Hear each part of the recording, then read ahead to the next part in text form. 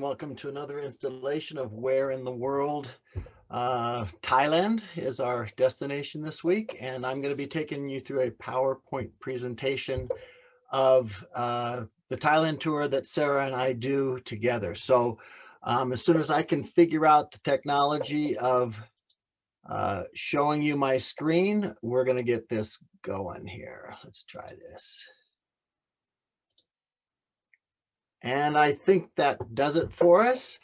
So I'm going to plunge right in. Actually, I don't have that where I want it to be.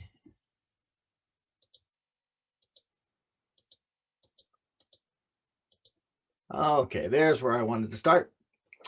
Before I jump in here, just a couple of disclaimers. First of all, pronunciation. The Thai language is a challenging one, and so I'm sure to get some of these pronunciations wrong, so you'll forgive me for that. But if anybody wants to let me know how to properly pronounce something, I'd be happy to hear about that after the fact. Also, if you have questions or comments you'd like to add while we're broadcasting here, that would be great. Because I'm such a technological non-savvy individual, to put it kindly, I sometimes am unable to access those questions in real time. So if I don't respond to your questions and comments while we're rolling through Thailand here on PowerPoint, I will be very sure to go back and respond to all of your comments when I'm done. And one last, and that is that on all of imprint tours, any imprint tour that you might be interested in doing, nothing is required. So if I talk about something that we do on the tour that causes you some concern, feel free to ask your questions, right? Can I avoid eating shellfish? Do I have to participate in this and that or the other? Please feel free to go ahead with those sort of questions, but know that upfront, we can always make provisions for people to bow out of an experience or something we're doing together that you're not really comfortable with. Okay, without further ado, let's jump in and head off to Thailand. Thailand is, let me say up front, my favorite destination in all the world. It's got the complete package. It's got World Heritage sites. Oh, sorry, I thought we should quickly talk about the geography here. This is Thailand, and I like to think of it as like a profile of an elephant's head. You see the trunk down there below, and the head reaches up with the big ear that flops back over there to Udon Ratchathani. It's kind of a helpful reference point for me as I go along, since I have no way to use a pointer on the screen for you. If I want to try to identify something on another map, I can sort of use the reference. It's by the elephant's mouth. It's at the end of his trunk. It's up by where the eye would be. That'll help you zero in on what I'm talking about. So going back to what I was saying, World Heritage Sites, beautiful non-Western architecture everywhere you turn. It's a Buddhist country. Buddhism is part of the warp and woof of their society, which means to us as visitors, a welcoming, safe, lovely country where everybody is friendly. Buddhism is a very live and let live kind of religion. Absolutely spectacular natural wonders to be seen. Some fun tourist kitsch, obviously. Angkor Wat, by the way, which is in next door Cambodia, but to me is an automatic adjunct to any trip to Thailand or truly to anything in Southeast Asia. So even though it's an optional extension, I always think about it in terms of the Thailand tour, so I'm going to be talking about that as well. Angkor Wat is the mother of all Southeast Asian site destinations. Great infrastructure. This is the brand new international airport terminal in Bangkok, right? Airports, roads, transportation, you name it. Those important infrastructure things that we need as tourists are top drawer in Thailand. That makes everything much, much easier. And I love this photograph. My apologies to that poor Thai man who's using the urinal in the mirror. But what I want to show you is this is the bathroom in that same international airport in Bangkok. And you go into the bathroom there while you're waiting for your bags to show up, and look, there's fresh orchids next to the sink. Fresh orchids. And they're very fragrant. And what a superior solution to having some chemical uh, aerosol odor protectant, an American airport. Here you walk in, and it's your first moment in the country, and there you are with this gorgeous bundle of orchids, fresh in the bathroom. I mean, what a country! I mean, that says so much to me about the experience of Thailand, and it happens when you first arrive. I mentioned this is a Buddhist country. I love this sort of stuff. This is Ronald McDonald, obviously outside of McDonald's. And what he's doing is called the Y, W-A-I. And that's the traditional Thai / Buddhist greeting. You press your palms together. There's a slight indication of your head. Sorry, like the shadow of a bow. And that is how you greet people. Sawadee ka, right? And sawadee krap, depending on whether you're male or female. I just love it. I right away lapse into that habit of whying to people when I see them for the first time. It's it's a saluting of the good in them, the spirit in them, as well as a very polite hello. So just a great part of Thai culture. I'm still on the subject of infrastructure here, and that is Thailand has great hotel accommodations. This is an old converted teak mansion that's just an inexpensive budget hotel. I stayed here in 2008, and I think it was $20. Even today, I'm sure it's only 30. If you want air conditioning, 45 or 50 will get you a very nice business class hotel in Bangkok anywhere. So infrastructure wise, again, very affordable. Everything's easy. The last thing, of course, the last pitch I want to make for an imprint tour, or a tour with Sarah for Thailand, is, of course, our absolutely wonderful local guide, our tour manager there, A. Pikul. If you've been tuning in this week to any of the other programs that Sarah's been hosting on Where in the World Thailand, you'll have met A already. You know she's a bubbly personality. She's a caretaker. She's really wonderful. It's been a great pleasure of mine to work with her over the years. And I don't mind saying we have a great time. She's just a delight. It's a total plus for the tour. So just wanted to make that plug as we go on. Okay, ready for the tour itself. The first stop is Chiang Mai in the north. The first it's a great place to start the tour, right? It's not the hustle and bustle of Bangkok. It's a city of 2 million people, but it doesn't feel like a big city. It feels like a good sized town. And the old part of town where we try to, where we make sure we have our hotels, everything is close by. You can walk to everything. It's really a great place to start. And there's a big enough airport there that getting your international flight, you probably will go through Bangkok, but either Bangkok or one of the big gateway airports on the Asian coast, Hong Kong, Singapore, Taipei, Narita in Japan. Quite often there's a direct flight from those big hub airports right into Chiang Mai. So no problem logistically getting there. It's much easier to get into the city from the airport. It's 15 minutes instead of 45 or 50 or an hour for the big Bangkok International Airport. Great place to start the tour. And our first big site experience on the tour is Wat Doi Suthep. Doi Suthep is Wat, by the way, is simply the Thai word for temple, right? So the temple complex of Doi Suthep is on a hill outside of Chiang Mai. It's actually quite a nice view back across the city. We head up there, and this is the main chetty in the center of the complex.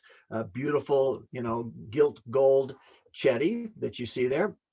But this experience is so much more than just the beautiful architecture of the temple complex. This is our first opportunity to learn about Buddhism. A does a fabulous job introducing us to the concepts of the religion and how the temples are used.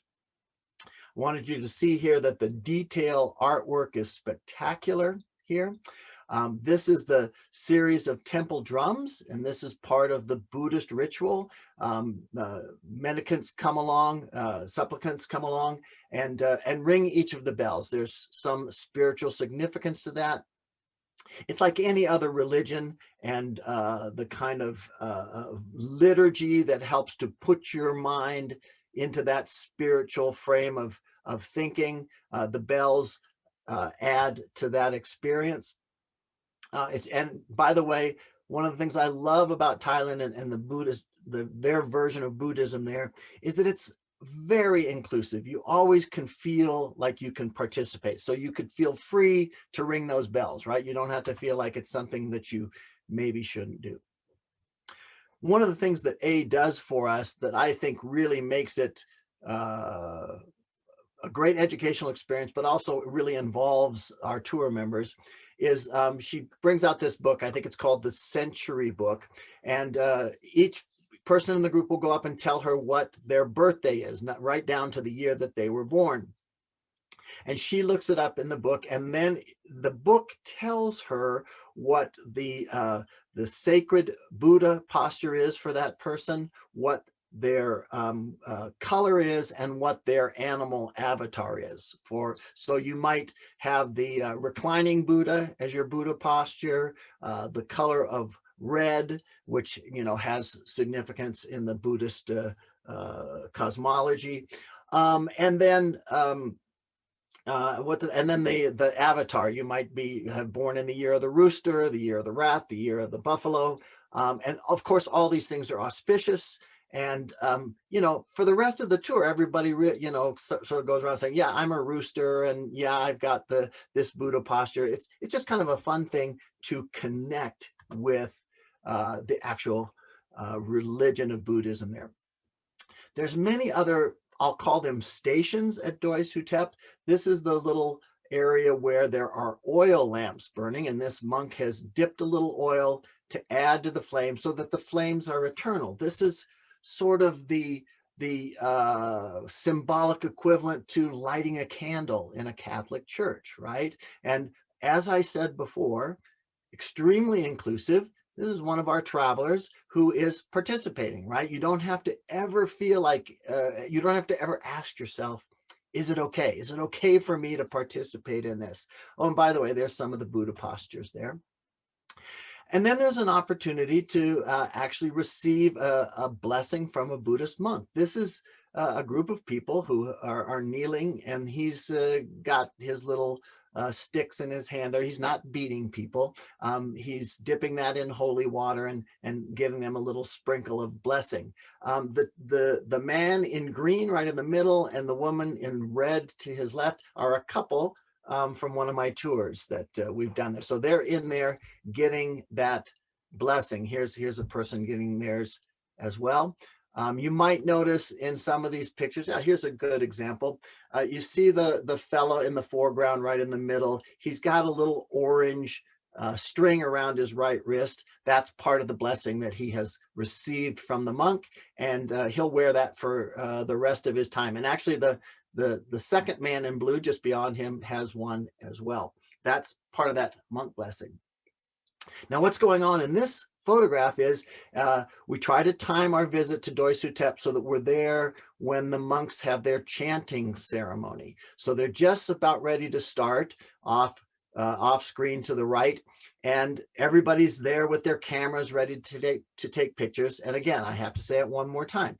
You don't ever have to feel like a looky-loo there, right? This is not considered intrusive. The monks are perfectly fine with it. And so it's just a great experience to have. By the way, notice the Thai girl in the furthest foreground. She's Ying, right? She has her hands together in that Y greeting.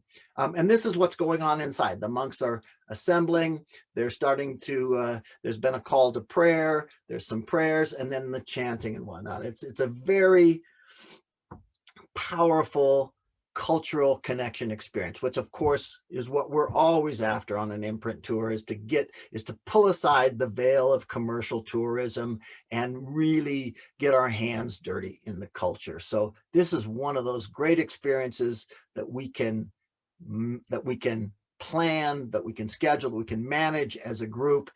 That's one of the challenges, is that genuine cultural connections very often need to be spontaneous, but this is one of those things we can plan and be sure of, to connect our travelers with the genuine Thai culture. Quite often we're there till the end of the day when it starts to get dark, and of course they illuminate that beautiful golden chetty in the center of the complex. These are the painted paper umbrellas of Bo Sang Village. If you tuned in to, oh gosh, I may be misspeaking here. I was thinking that A had done a virtual tour at Bo Sang Village, but that might not have been this week. But on our second full day in Chiang Mai, we have a day-long excursion out into the countryside. It's all about cultural connection. But on our way to our final destination that day, a village, we stop at Bosang. Bosang is a craft village where they do the painted umbrellas, hats, fans, etc. And I know that Sarah was talking about, you can actually have them paint on your pocketbook, your pants, your blouse, your camera, your iPad, your I think I had one of the local artists here paint on a iPhone cover for my daughter years ago. It's a fun experience to stop and see this ancient handicraft still being practiced there in Thailand. Some of the products here, you can see they're just beautiful.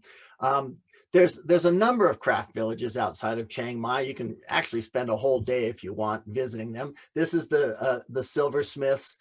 And of course, the MO here is they bring you in, they do a little 5-minute, 10-minute demonstration of their craft. And then of course they take you into the sales room and try to sell you something. So that's just part of the experience. What we do at Imprint Tours, not being a shopping tour, what we do is focus on the educational side of that.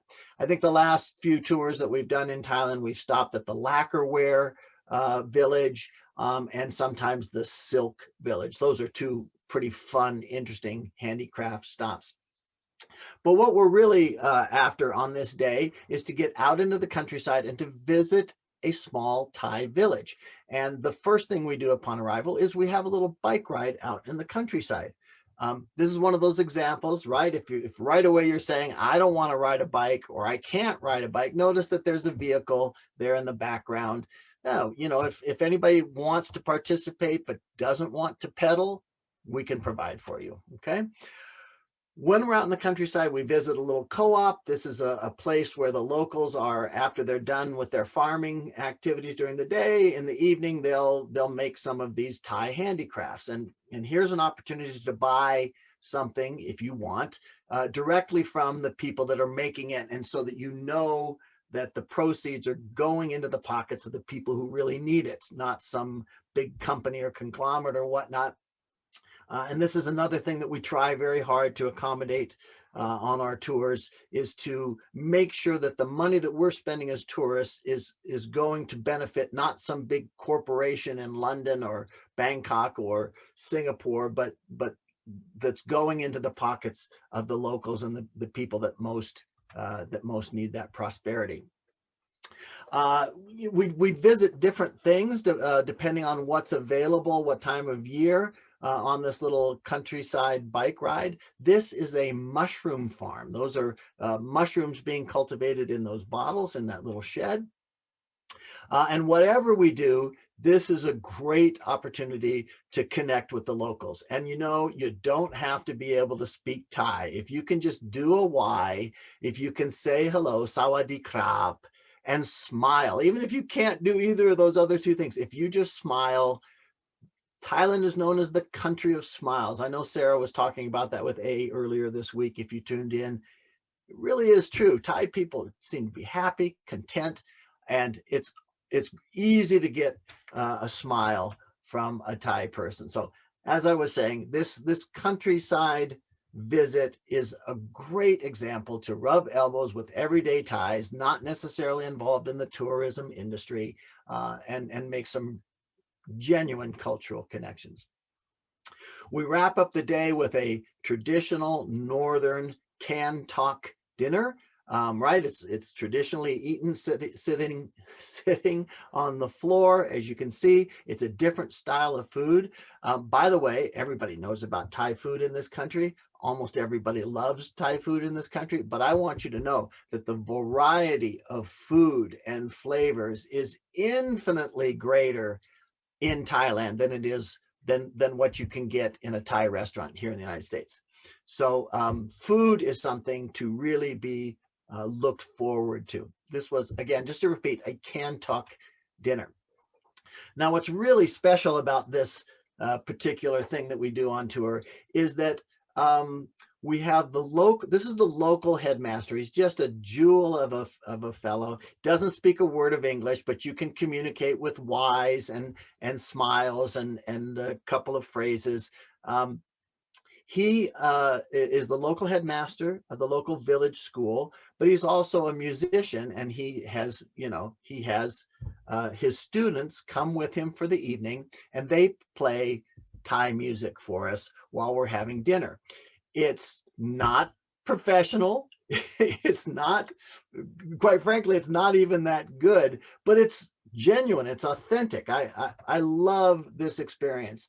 And of course, just like on our bicycle ride, this is an opportunity to actually talk to some of these kids. There's always an opportunity to engage them directly. After they perform for us, after we're done with dinner, they'll come and teach us to play their instruments. They speak a little bit of English. You can engage them in that way. And then, of course, we wrap up the evening with a little bit of Thai dance. Again, not professional, but genuinely authentic, which in my book is a much better experience for us. The evening is wrapped up with, as I said, with some Thai dance, and also then we do the lanterns. Right, Chiang Mai is famous for its lantern festival every year, where they send up hundreds of thousands of these. We just send a couple of them up in the air at the end of the night, and it's really a great bonding experience for the group and a great cultural connection experience for Thailand. When we're in Chiang Mai, we spend 3 nights there at the start of the tour, so there's plenty of free time, and of course there's lots of other things to do that we haven't incorporated into the actual tour activities. This is the annual Chiang Mai Flower Festival. We do our best to schedule the tour whenever we can to coincide with it. We can go and see their little version of the Tournament of Roses parade. But we can't always do that. I think our next departure in 2022, that's January 16th with Sarah. January 16th, 2022 is our next one.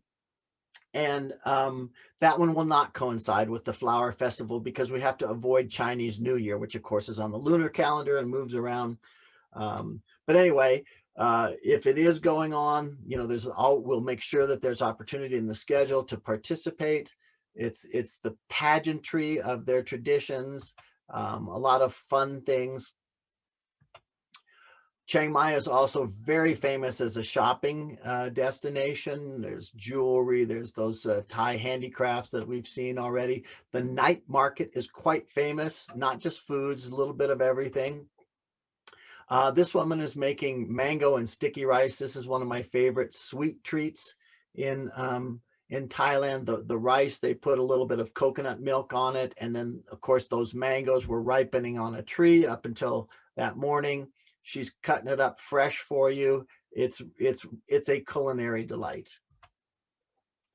Another thing that's available in a couple of different places during the tour, but very easily accomplished on Thailand, not something we organize, but something we'll help you with if you want to participate, is the gathering of alms by the monks, right? It's early in the morning. This is probably 5:30 or 6 o'clock in the morning. The monks go out and they walk around the town. Everybody knows what the route is, and the locals come out and put food in the monks' bowls, and that's what the monks eat during the day. Is whatever food they are able to gather. They're a mendicant order, meaning that they live off of the charity of others. So, and again, you see both myself and the two Thai people that are there are whying out of deference to the monk.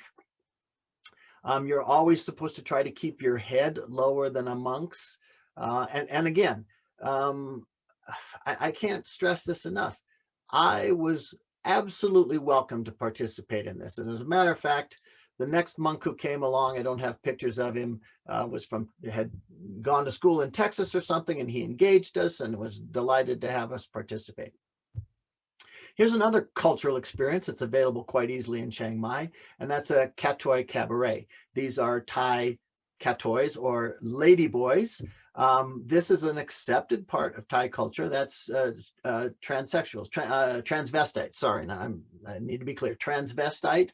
These are boys that love to dress up as women and in these fancy costumes, and they'll have a lip sync show, and it's really a fun evening of entertainment. Let me say again, nothing is required. This is an optional activity. We just organize people if they want to go. If this is too much for you, you don't have to, but it's pretty harmless.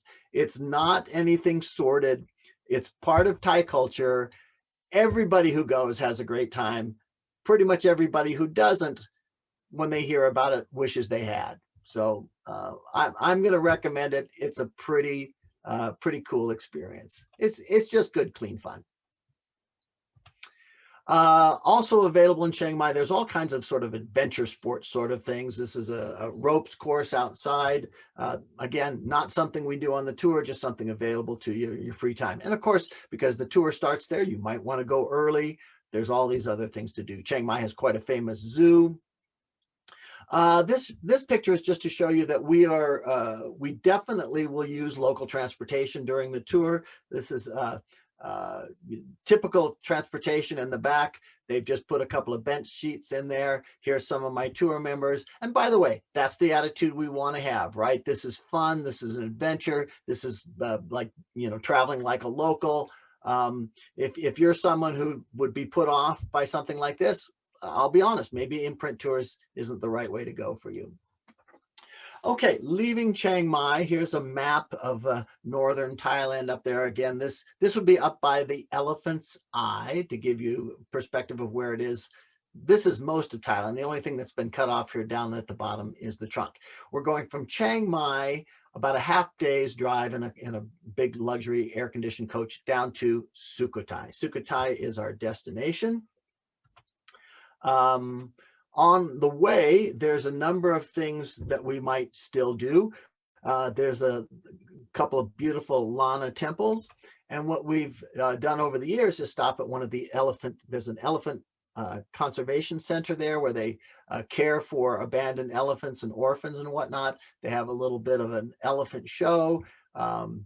We try to get there in time to see the elephants bathing in the river in the morning. And then they put their elephants through the paces. It's good, clean fun. It's a great way to connect with these gentle beasts. There's my daughter when she was little, getting to feed an elephant a banana. Can you imagine a thrill for an 8 or 9-year-old to do that? They're adorable. It's good fun. We used to have elephant rides, I'll be honest, but of course, in recent years, there's been a lot come to light that's really not great for the elephants. So we no longer include that anymore, but we will definitely have some opportunity to, at least as an optional way to engage with the elephants. I said our destination was Sukhothai. Sukhothai is one of the 2 World Heritage Sites in Thailand proper. Sukhothai was the capital of what would become Siam later on, from the 13th to the 15th centuries, right? So 500 to 700-800 years ago, this was the big power in what is today Thailand. I did mention the word Siam. The nation was called Siam, until the 20th century, when they took on the name of Thailand. If you remember, sorry, I'll tell more about that later. Anyway, Sukhothai. I remember that Sarah asked A on Coffee Chat earlier this week what her favorite place was, and A said she preferred Sukhothai over Ayutthaya, and I concur. Sukhothai is just uh, elegant, beautiful. It's all ruins, obviously. Just very, very evocative and provocative. It's just beautiful there. And I love the way that it's a little bit more contained. Ayutthaya is quite spread out. You can't really see everything on foot in a half day. Sukhothai, you can see pretty much everything that's worth seeing in a morning. And we do the bicycles here as well. But again, we can hire a tuk-tuk for anybody who doesn't want to pedal. But just beautiful, beautiful monuments. They talk about the Sukhothai style. It's the face of the Sukhothai Buddhas is very, very enigmatic and quite famous. There's a variety of styles because, like I said, there was about 250, 300 years of development here. This is one of our favorite stops. This is a mondap. That's the name of that structure there. And this is a seated Buddha that's quite often photographed. This shot right here, or version thereof, appears on a lot of guidebooks and brochures and whatnot. Notice the gold on the hand. That's not nail polish.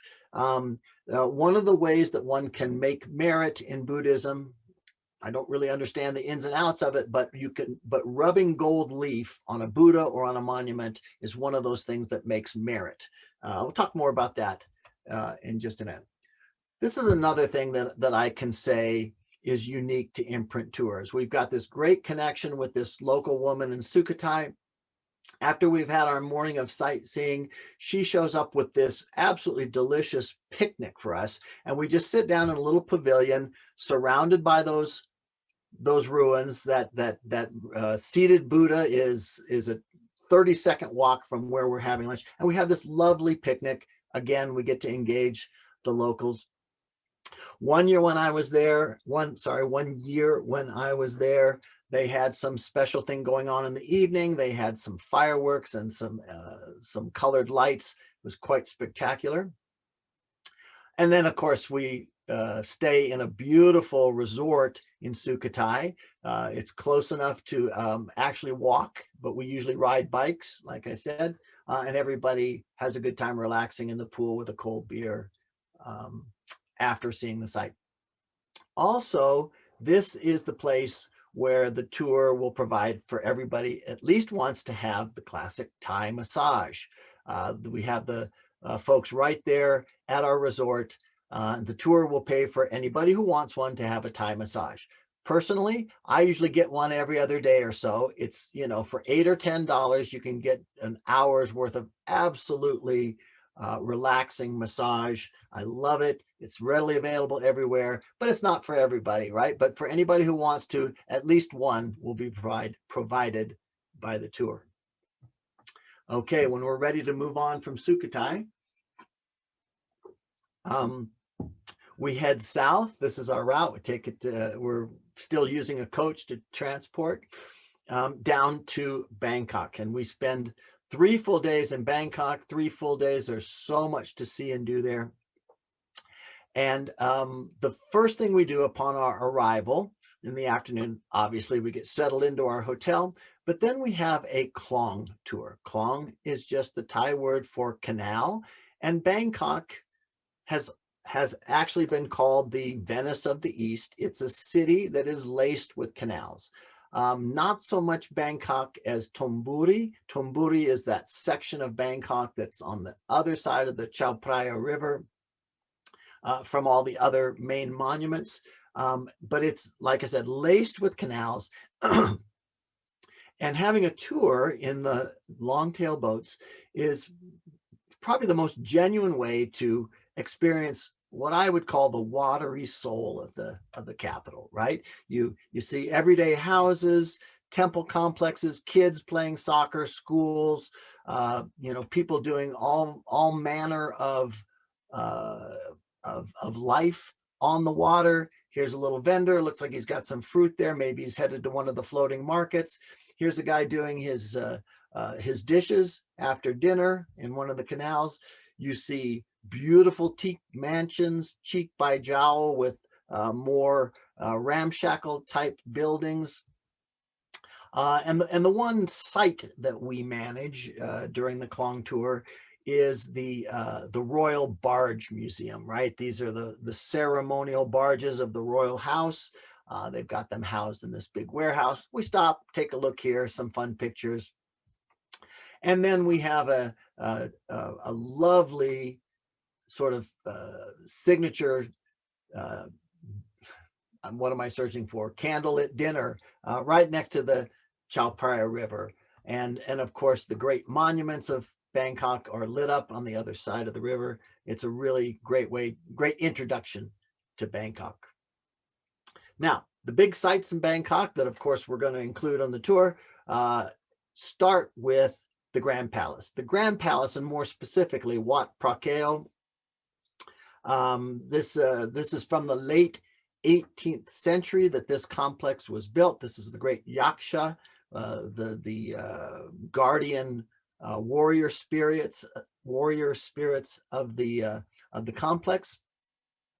Wat Phra Kaew and the Grand Palace complex, like I said, built in the late 18th century. And the history here is that the great rivals of the Siamese were the Burmese. And in, I believe, 1779 or 1780, around in there, they sack and burn the then capital of Siam, which was Ayutthaya. And the Thai people have to retreat. A great leader emerges, a man by the name of Thaksin, and he leads the people to the southeast, and he founds what will become Bangkok. And then once security is once again in place, they start to rebuild their ceremonial capital buildings, starting with Wat Phra Kaew and as I said, the Grand Palace. So when they do that, I mean, by the way, look at these absolutely beautiful buildings that make up the complex. Gold chetties and bots, and temples. But what I want to call your attention to is the decorations here. They look rich and expensive, but it's actually painted tile, glass, and mirrors, right? These are, relatively speaking, inexpensive materials. The story is, Ayutthaya was all decorated in gold and jewels, but the Burmese had hauled that all away and burnt the rest to the ground. And so at the time that this new palace complex is starting to be built in the late 18th century, the Thai people, the Siamese people, don't have those sort of resources. So how creative is this, though? I think the result is every bit as spectacular, and yet not so expensive. These are the warrior protectors of the various chetties. Just this is a spectacular day, right? Starting off with Wat Phra Kaew, the Garudas, right? One of the sacred steeds of one of the Hindu gods. Hindu Buddhism, sort of two branches from the same tree, similar pantheons of deities. Similar stories of good and evil. There is a huge wall that surrounds the Wat complex, and the entire length of the interior of the wall are these quite electric murals, right? And the stories are from the Ramakien, which is the Thai version of the Ramayana, the great epic of good and evil of the Hindu religion. You know, this is just two shots of literally scores of these, like I said, just electric murals.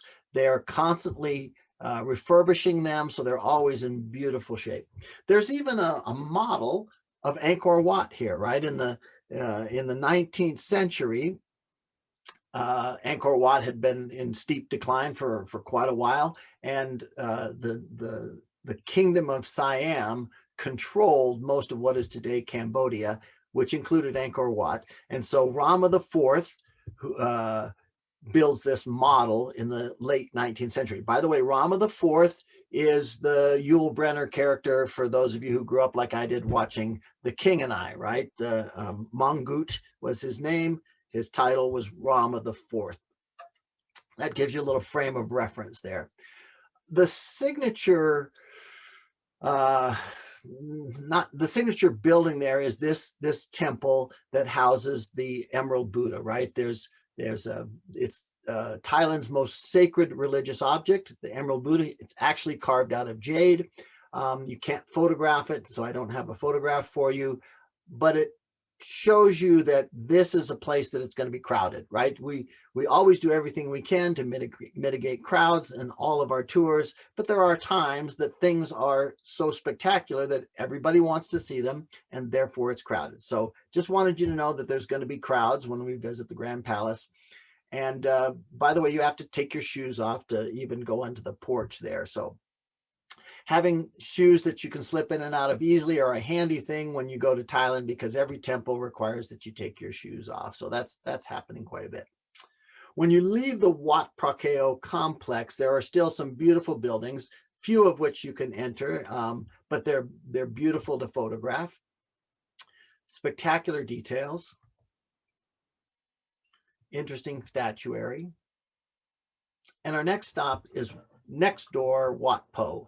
Wat Po is the oldest Wat in the oldest temple complex in Bangkok. It's also the home of traditional Thai medicine. This is where this has got the most famous Thai massage school in all of Thailand. And you can see there you've got these mythical warrior guardians at the gates, just like the Yakshis in the Grand Palace. And Wat Po is the home of Thailand's biggest reclining Buddha. This is an immense Buddha, and you can see that the bot in which it resides is barely big enough to contain it. So it's kind of tough to get the whole thing in the shot. Here you get a sense of scale. Here's some people in the shot so that you can see that those feet are about 20 feet high and probably 30 feet long. The feet are beautifully inlaid with mother of pearl, and these are the, I think it's 114 attributes of the Buddha. Thailand's one of those great countries where the big picture things, like the reclining Buddha, are spectacular, but the details are rich as well. Just giving you a second to look at this before I tell you what it is. This is the hair on the back of the Buddha's head. This is a great opportunity here in the house of the reclining Buddha for making merit. I mentioned this before. This is a crucial part of Buddhism, right? They believe in reincarnation, and in the course of your life, if you do more good things than bad, if you do lots of things to make merit for yourself, you move up the reincarnation scale rather than the other direction. So Buddhist people are always looking for opportunities to make merit. And what I'm doing here is I'm paying 20 bahts, and you see those little dishes in the background. It's a dish of coins, and then you can go and drop a coin in each of these alms bowls, right? So the whole time that you're in this baht, there's like this little background music of the coins dropping into the bowls, chink, chink, chink, chink. It's really kind of a fun thing. Another way to make merit is to release animals from captivity. So this woman has her little cottage industry here where she's selling us for a little bit this cage with the bird in it, and my daughter Maya will then release the bird. She'll make merit that way, and I'm quite sure that the birds are trained to come back and the lady will sell them again the next day, which I applaud that kind of entrepreneurial spirit. Sorry, back to Wat Po before we leave there. Wat Po is a real everyday workaday Wat. Wat Prakeo that we were looking at previously, that's the showcase Wat with all the spectacular architecture, statuary, the Emerald Buddha, etc., etc. But Wat Po is a real working temple complex. So there are lots of monks walking around, and of course they would love to engage you in conversation and practice their English. This is a merchant who's selling, paintings that she's done or whatnot. And I wanted to show it to you because Thailand is, the hassle factor is extremely low. As a matter of fact, I should say it's non-existent. This woman politely came up and inquired if she could show us what she had. If A had said no thank you, she would have whined and moved on, right? It's not that hassle factor that you get in a lot of developing world countries, where they pester you to try to buy things. As it is, I'm looking at what she has. I'm buying a couple of them. One of them's hanging in my office. Fun little souvenir, presented to me in a non-obtrusive way. One of the other things that we do in Bangkok is a tuk-tuk tour, right? This is a tuk-tuk, little 3-wheeled motorized transport that's ubiquitous all over Southeast and Southern Asia. Tuk-tuk just comes from what they used to sound like, but you'll notice the CNG, clean natural gas, on the little bumper there. This is one of those small things that we can do as a tour company, is to insist that when we use the tuk-tuks, that we hire the ones that are not adding to Bangkok pollution. So we use the tuk-tuks to have a little caravan tour around some of the sites that are not right in the center that we need to have transport to see. But rather than try to maneuver through Bangkok traffic in a great big bus that's polluting, we want to have an experience that's more like what the locals would do. So here we are with our little tuk-tuk tour. One year we were there, and we got caught in a traffic jam. Our guide pulled out her cell phone, called the police, and they sent a motorcycle cop to escort our group for the rest of the morning. We had a personal escort. Just this is, I think, probably the best example of how in this Buddhist country, we as visitors are honored guests, and not just in word, but also in deed. This is the Ananta Semakom throne hall. This was built by Rama V. That's him on the horse. That's where he's buried. And again, for you, the King and I fans, the Crown Prince Chulalongkorn from the movie will become Rama V. So this is early 20th century, and hence this throne hall that he builds.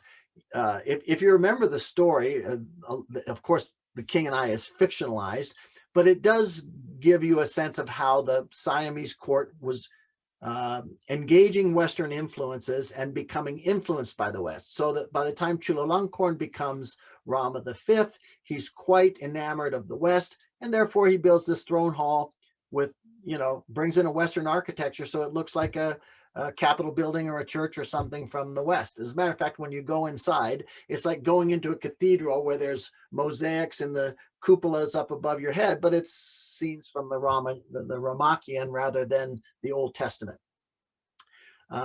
We stop here and get a little photo up. Then Wat Saket, the Golden Mount. This is on top of the tallest hill in Bangkok. So there's great views, but around the base, there's all these little idols and little places where you can stop and worship. This is their version of the bells. You see the bells on the right there and the gong on the left. It's just like I was talking about Doi Suthep back in Chiang Mai. And then up on the terrace, you get this great panoramic view across the city. Big golden chetty that tops the Wat.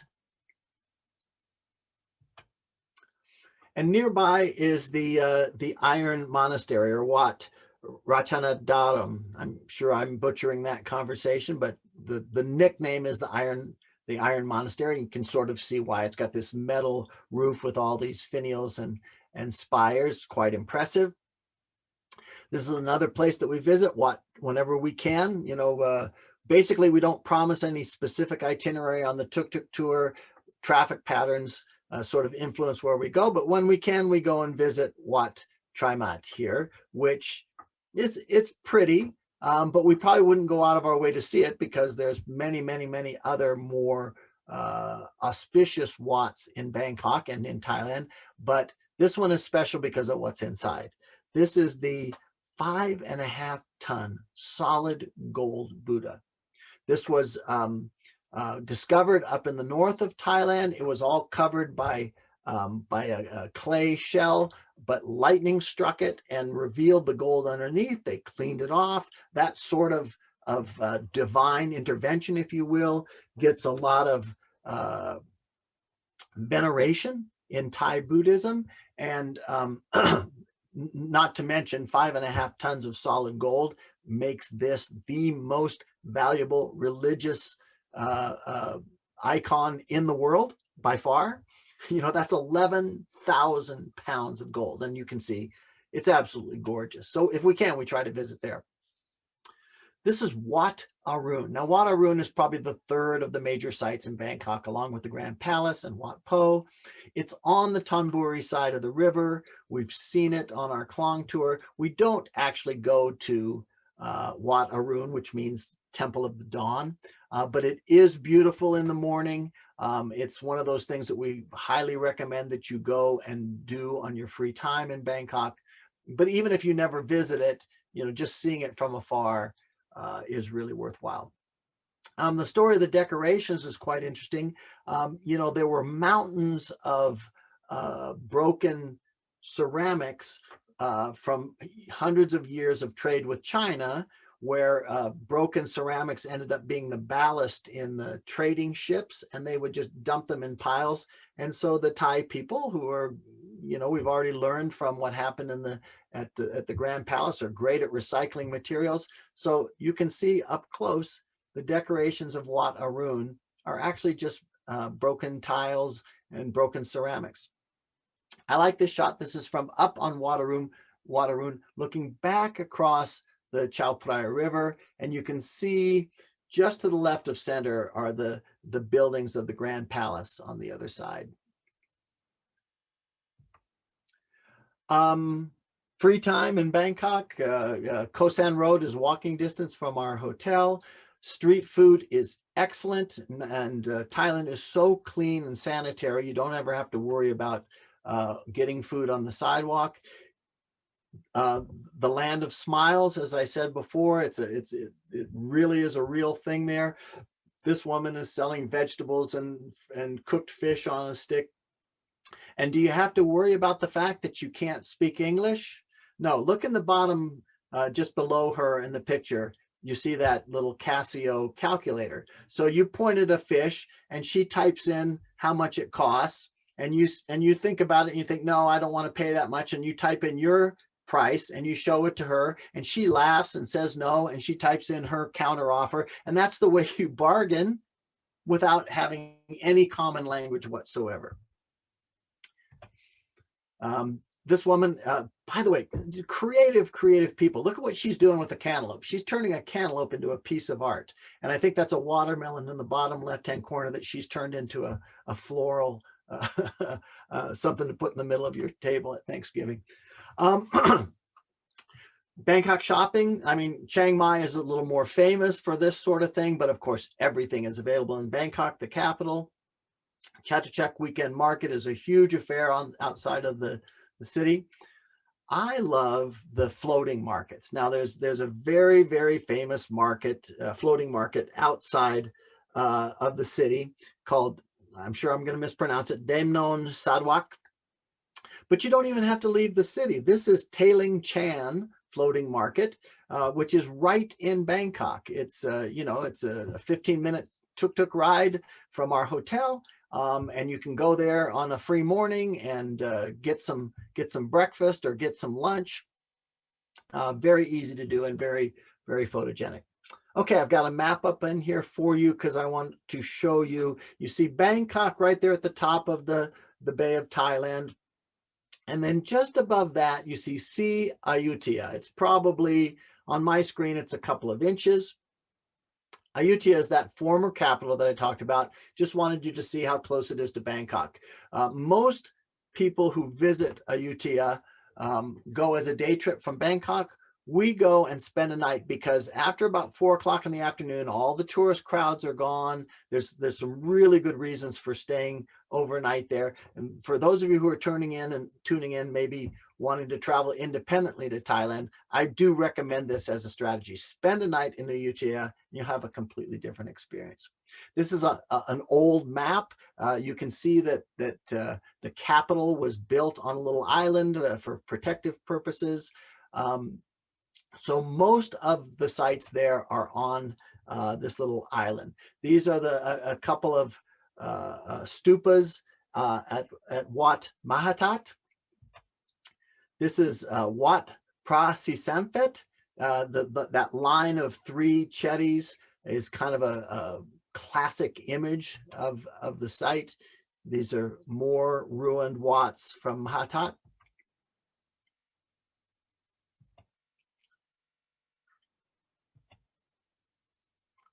You can see the Burmese didn't leave it in very good shape when they left in the late 18th century.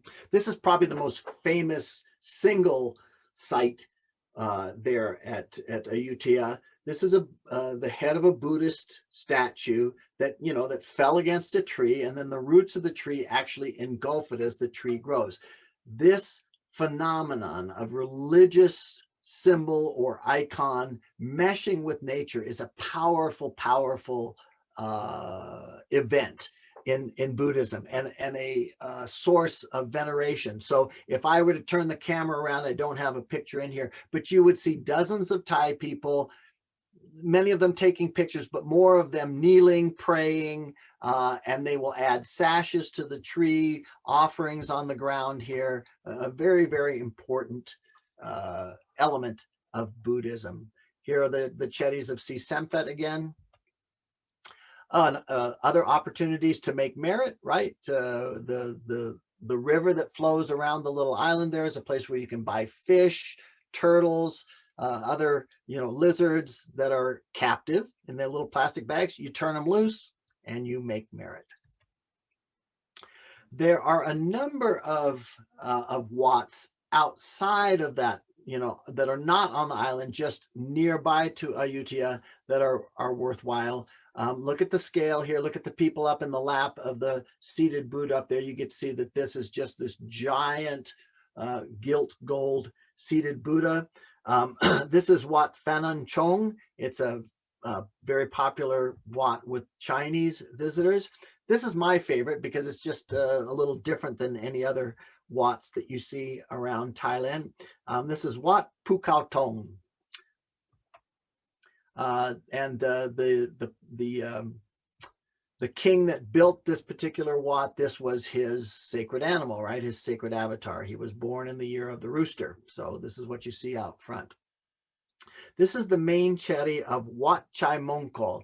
This is, along with Khao Tong, well, maybe I even like this even better because there's always the saffron sashes on all the Buddhas here. And there's these rows and rows here. So I always try to manipulate the day here with so that we're arriving here at the end of the day, because this is so photogenic here. All these beautiful rows of Buddhas with their saffron sashes. This reclining Buddha is also here at Chai Mongkol, also with his saffron sash. And you see that the people are engaging and making merit, but they've gone to the little booth that's just off screen here, bought a little bit of gold leaf, and they're rubbing it somewhere onto the Buddha. At the foot, there will be people trying to put a coin. If they can get it to stick somehow to the feet of the Buddha, that's another way to make merit. Now, I was making a bit of a deal about spending the night in Ayutthaya because they illuminate all the monuments. I had a group back in, I want to say 2013, that we had some pretty serious photographers. And so we had a lot of fun on that particular tour, hiring tuk-tuks and going out in the evenings or early morning before breakfast to photograph in the best light. Ayutthaya is a place where you can get these beautiful night shots quite easily. The site is closed, but this is not the United States. The caretakers, the guards, if you give them $1.50 worth of Thai baht, they'll let you go in and take a few photographs, as long as you just spend 5 or 10 minutes and come back out again. No harm done. It's just one of those nice things about Thailand. Another thing that we do in the Utia that's absolutely unique is we have lunch on a rice barge. It's a converted rice barge. This is something that you could never do on your own. You have to be on a tour with a tour group that can arrange this. A little bit of cheesy entertainment there, but just delightful to drift along. This is Watanaram. That's always a tough one for me to say. That's one that we don't have to visit because we know we're going to drift by while we have our lunch.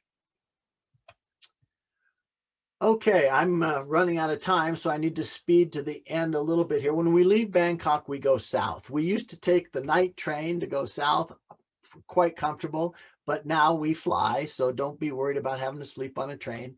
We fly down south, and our goal is Khao Sok National Park. This is a Cholan Lake. It's an artificial lake. This is our sort of karst landscape experience.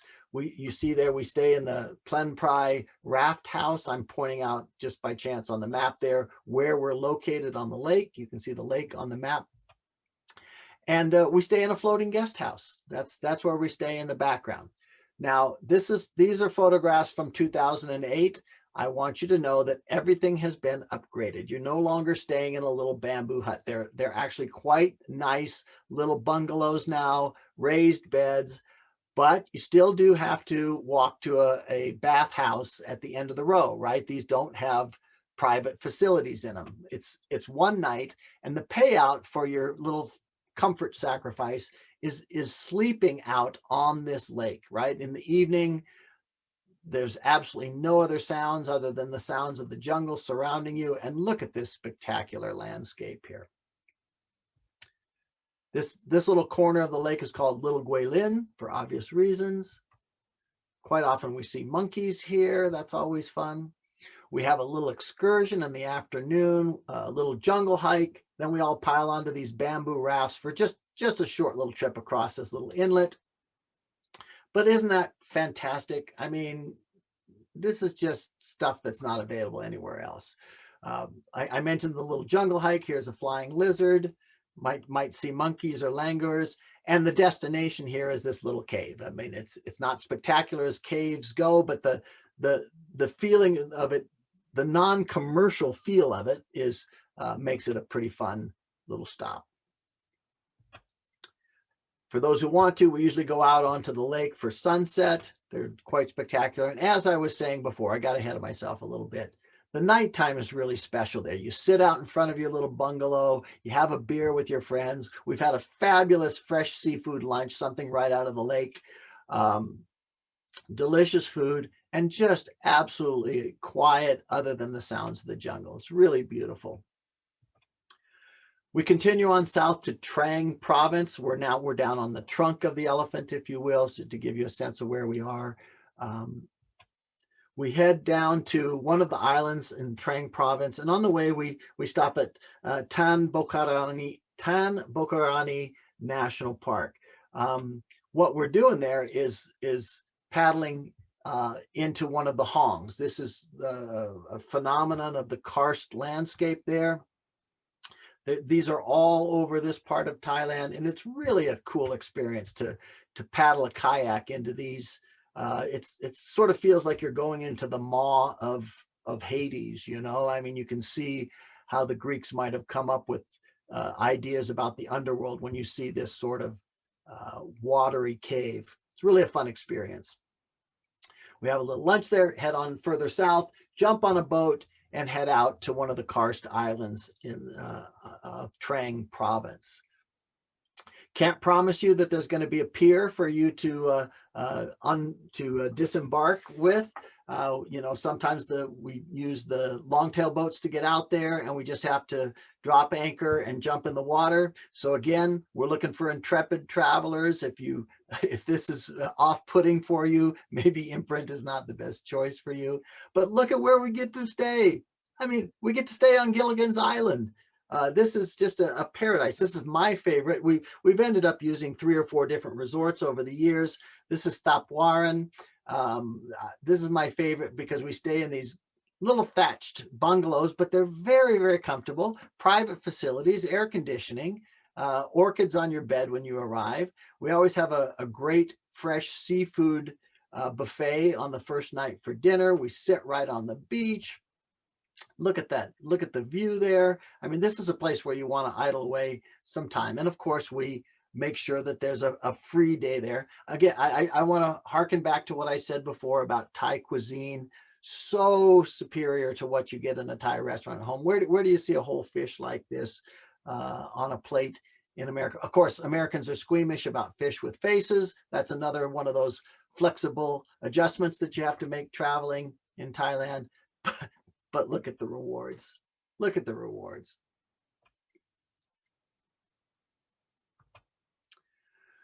Apart from a free day for people to just relax on the beach or go find a swimming pool or do whatever they want, we do have a snorkeling excursion pretty much all day long. We pile into the longtails, we head out. There's gorgeous islands all around, the beautiful karst topography, beaches. The highlight of our snorkeling day is the Morakat Cave. It's really, really hard to give you an impression from these images, but that is a cave in the background of this photograph, and it's the only way to enter this little lagoon. And I want you to, my waterproof camera didn't have a wide enough angle. I want you to complete this on the other side. You're looking up through a chimney to sort of a round circle of blue sky up above you. This is like a little funnel down to this little beach and a little bit of sliver of jungle. And the only access is to swim a couple hundred yards through the cave that's now in the background on the right of this photograph. You have to swim through the cave to get to this private little beach. It's just a spectacular little corner of the world. Here's some people emerging from the cave. Not a very good picture, but it gives you a good idea. And I, you know, in 2013, when I took my first group here, we kind of had it to ourselves, but I'm sorry to say that it has been discovered, and now big tour boats from the mainland bring groups of 100 Thai people at a time, and like a giant floating centipede, they put them in their fluorescent orange life jackets, and they all come swimming through the cave. And it's not the private experience that it once was, but it's still magical. It's still a magical experience. Okay, last leg of the tour, like I said, to me, Angkor Wat is an adjunct to any Thailand tour. We fly back to back from Trang. People who are unable to spend an extra 3 days to see Angkor Wat can just pop over to the international airport and fly home. The rest of us take a second flight to Siem Reap in Cambodia to see Angkor Wat, right? The largest religious building in the world. It's a microcosm of the Hindu Buddhist universe, right? This prang in the middle of Angkor Wat represents Mount Meru, the sacred mountain.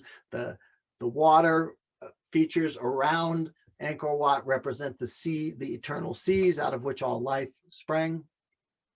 And it's just a spectacular destination, Angkor Wat. Another one that the first time I took a group in 2008, there was already a lot of people, but since then popularity has exploded. By the way, the two things that put the Morakat Cave on the map and Angkor Wat, for Morakat Cave, they had an episode of The Bachelor that was filmed there, and ever since then it's gotten really, really crowded. Angkor Wat was the Tomb Raider movie with Angelina Jolie about 20 years ago that put Angkor Wat on the map. You know, we all want to see a place without crowds, but these places are so spectacular. How can we blame other people for wanting to share the experience? Great carved murals. These are the Apsaras, the heavenly maidens. And then for me, and I think for everybody else, one of the highlights here, Angkor Wat is that one huge temple complex, but there are many, many other monasteries and temples. This is Tapram. Tapram is, sorry, I should back up and say, Angkor Wat was lost from a Western perspective only. Of course, the locals in Cambodia knew it was there, but Europeans discovered Angkor Wat in the 1830s. French archaeologists found it, and much of it was overrun by the jungle. And so they set about to restore the temples, but they chose deliberately, and I'm so glad they did, to leave a couple of them in the condition that they found. Look at these giant ficus and cotton silk trees with their huge root systems that have overtaken the monument there. This doorway here is prominently featured in the movie that I mentioned. Today, it's hard to get a picture without having 30 or 300 Japanese or Chinese tourists in the photograph, because they like to be in their photographs rather than shots without. But look at this. I mean, this is your metaphor for all the grandeur and all the works of man. Eventually, they're going to lose out to the powers of nature. Just spectacular. Angkor Thom is another highlight. We spend 3 nights in Siem Reap, so we have 2 full days of sightseeing in the greater Angkor archaeological zone. This is Angkor Thom, the very famous gates with the 4 Khmer faces facing the 4 points of the cardinal points of the compass. This is the Bayon. This is the temple within Angkor Thom. I love it. This is the one with these enigmatic, Khmer faces that I mentioned before from the gate on the towers here. You can see there's a little infrastructure there. You can actually climb around on these. Pretty hard to get a photograph without people in it anymore because, like I said, the explosion of popularity. Nearby is the Terrace of the Lepers and the Terrace of the Kings. I call this the Zumba Garuda line up here. See the elephants in the background there. And then this is Bante Shri. This is an earlier temple. Angkor Wat, by the way, the temple itself was built at the end of the 12th century. This is a couple hundred years earlier when the Khmer Empire, which is around from the 10th to the 15th century, or at least in dominance. They're first just getting started. So these temples are much smaller. They're about 1,000 years old. But what's spectacular there are the details, right? The details are really something at Bante Shri. So we definitely go out to Bante Shri. Takes you quite far out. And on the way back, there's a temple we can climb, get some cold beers, and watch the sunset together. There's also a landmine museum that we sometimes stop at. Just to make that long journey a little bit easier. I know I've gone over time. I'm going to be done in less than 2 minutes here. Of course, while we're there in Siem Reap, we see a performance of Khmer dance, always a beautiful dinner involved. There's always free time. There are other things to see. This is a place called Cobble Spayan, where they've carved various things out of the rocks, the stones of the riverbank. Not part of the regular tour, but like I said, plenty of free time always. And for a lot of people, after 2 weeks in Thailand and a couple of days at Angkor Wat, all you really want to do is just relax by the pool. So we make sure that there's always a gorgeous swimming pool wherever we stay. And of course, for those really ambitious travelers, on the last day of the tour, before you head to the airport and to fly home, your pass for visiting Angkor Wat is good for 3 days, so you can head on out and see the classic sunrise behind Angkor Wat. Okay, thanks everybody for your patience, for sticking with me. As soon as I'm done here, I will go and check. Once again, I was unable to monitor the questions and comments during the PowerPoint presentation, but I'll go in and answer anything that's come in. Thanks for tuning in all week this week on our Where in the World presentation of Thailand. We've got lots more coming in the weeks to come. So thanks for participating. And I don't know if you can see me or not, but I'm whying to everybody and saying farewell.